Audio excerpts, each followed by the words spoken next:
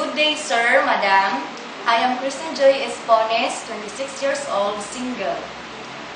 I am a college graduate of midwifery course. I want to work in Hong Kong to earn money and to support my family. Hello, Miss Christine Joy. How are you? I am fine, thank you. Have you worked abroad before? Not yet. Have you worked as domestic helper in the Philippines? Yes, I have. How many members of the family have you served? I've served 5 members of the family.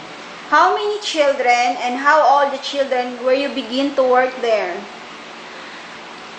There are 2 children in the family. The eldest one is 8 years old and the youngest one is 2 years old with breathing child.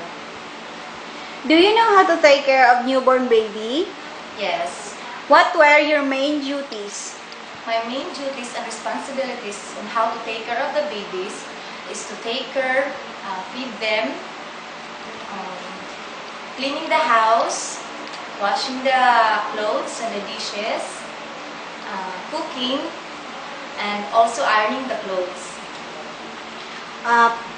Please tell me your way of baby caring and how you get along with young children. To feed them, to bath them, to change diaper, and also play with them. Okay, can you sing children's song? Yes, I can. Please try. 1 little, 2 little, 3 little Indian, 4 little, 5 little, 6 little Indian, 7 little, 8 little, 9 little Indian, 10 little Indian boy. Okay. What kind of recipe can you cook well? I can cook Filipino food. Can you follow recipe book? Yes, I can. Describe your personal character.